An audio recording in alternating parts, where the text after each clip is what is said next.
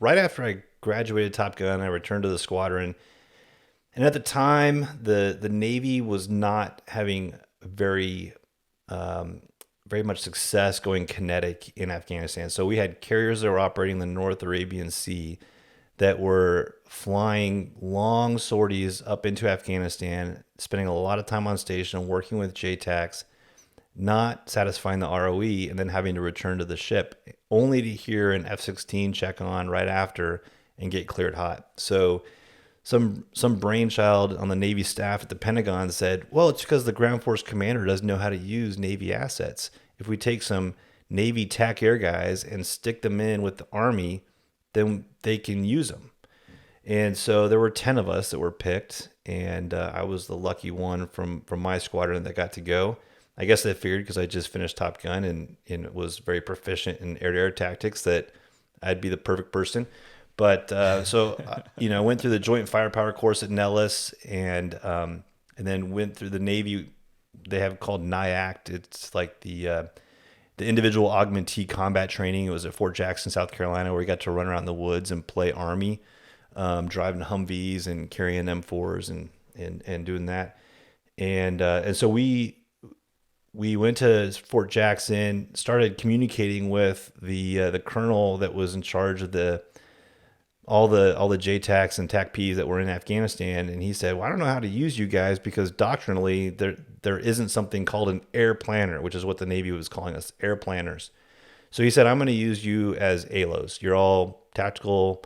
You all have JTAC experience, so we're gonna use you as air liaison officers and send you out with individual TACPs, different FOBs." So that's what we did. Because we're all warfighters. Whatever we need to do to support the mission. So we go over there, and I can still remember sitting in the talk one day. The ground force commander is talking about an upcoming operation, and he's like, "Air, what do we have available?" And I said, "Well, you've got a B-1 with 2 hours of on-station time, a couple Strike Eagles with, an hour and a half, F-16s with an hour, A-10s with an hour, and two Hornets with 20 minutes." And he goes, "Well, what do you want to use?" And I said, "Not the Hornets. I mean, I don't want just 20 minutes of on station time. I want to have something that's there and persistent." And so we quickly realized this experiment was not going to work. And the Navy leadership was like, "Hey, what's going on? How come we're still not seeing advantages?" Like, it doesn't make sense. I mean, the Navy Air Wing exists in an expeditionary role to basically be there until we have a permanent sustained presence. So does it really make sense to have guys flying from a carrier all the way up into Afghanistan only having 20 minutes? Or maybe should we det a squadron to Kandahar and have them fly out of there?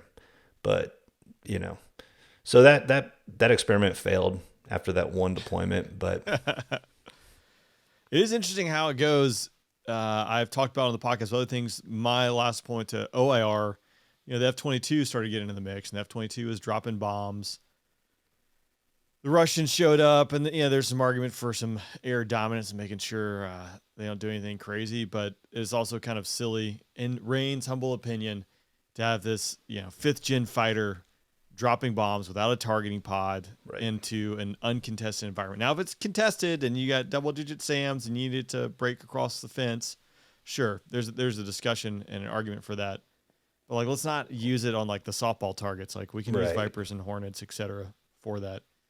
The on-station time is always a factor, and that, I think that'll always be something for a Viper that's an issue, for probably a Hornet coming from the boat that's an issue. Yeah, F-35. Painful as it is, a Strike Eagle with just bags of gas and tons of bombs. Yeah. You have to pick the platform for the mission, and I think there's a lot of infighting that goes on, at least among the flag, general officer level, where they want to prove that their assets can do the mission. And I don't think maybe they should in all cases.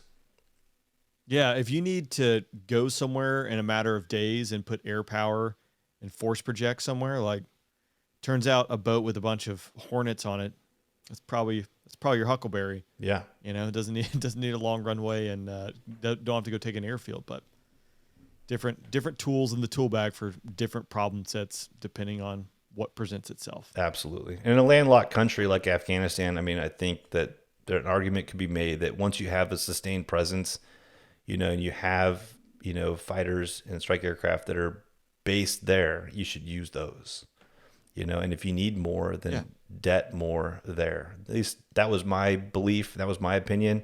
But, I had a very, very granular view being on the ground and seeing, what I was seeing and knowing that, man, I love the Hornet, and honestly, my JTACs, they love the Hornet too.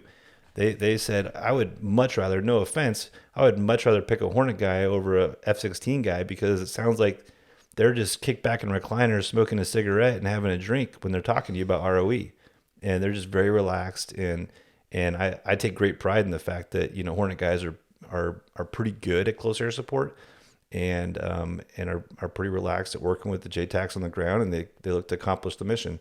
But if it's not the right asset, it's not the right asset. Oh, you might have just cut out there for a second.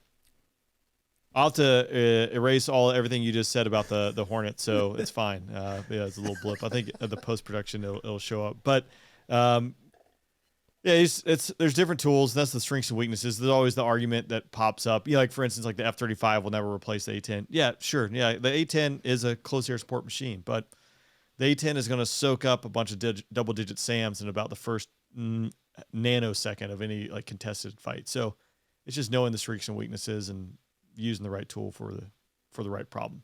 Yeah.